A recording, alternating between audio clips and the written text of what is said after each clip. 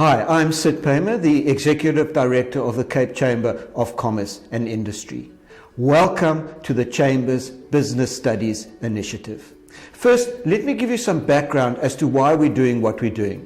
There's a subject called Business Studies for grades 10 to 12 that sort of covers everything from management to finance and everything in between. Unfortunately, the performance of learners in this subject is poor, with their marks being low and also the pupils not really even having the necessary business vocabulary to enter the working world. We need to do something, and that something is the Business Studies Initiative. We need to take the narrative of business into the classroom so that our future generation can have a positive impact on the economy, whether they start out on their own or even join a multinational. They must learn the language of business. And that's where you come in. We are initiating a test phase in the third term of this year, where we will ask 4 chamber members who are suitably qualified to cover the specific section of the syllabus once a week over 4 weeks for a specific grade 12 class. Your lesson will be part of a designated period during the school day. You will be required to teach for a total of 45 minutes, and we suggest 30 minutes to cover the topic and 15 minutes for a Q&A. We will send you the annual teaching plan, which is essentially a 2-pager that outlines the syllabus for the year, so you can get some idea of what they've already covered. In addition, we will provide you with core notes, which you can use as a guide to help you prepare for the lesson. The section of the syllabus we will cover is called Business Ventures, which includes investments, forms of ownership, and presentation of information. However, the core notes are not necessarily complete, and you are free to do some independent research to flesh out the lesson. But please do not stray too far from the syllabus. At the end of the day, the result we want to see is an increase in the average mark. But just some housekeeping rules.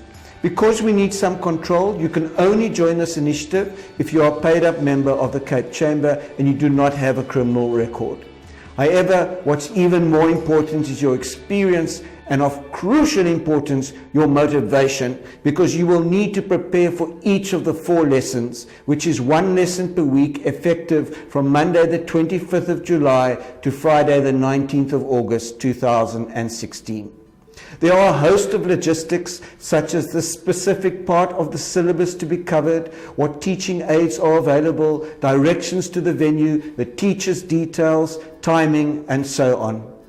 All these will be communicated to you, but should you need anything in the interim, the program manager at the Chamber is Romilda Williams-Kearns.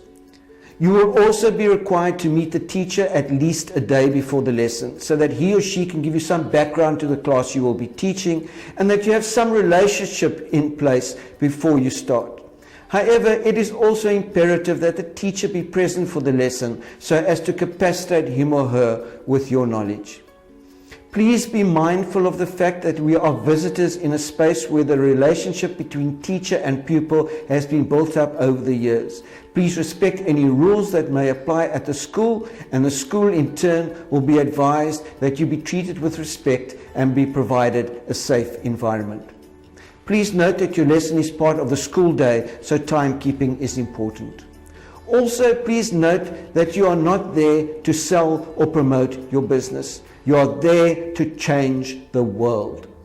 After the 4th lesson, you will be contacted by the Chamber to get your feedback so that we can produce an impact study to see what the effect was. You are encouraged to tell stories and give examples, because that's what people remember. So I'd like to leave you with this quote from Ruth Stotter from The Way of the Storyteller, and she says, "People say we're made of flesh and blood and bones. Scientists say we're made of atoms. But I think we're made of stories. That's what people remember, the stories of our lives and the stories that we told." Thank you so much for your support. Enjoy telling your stories.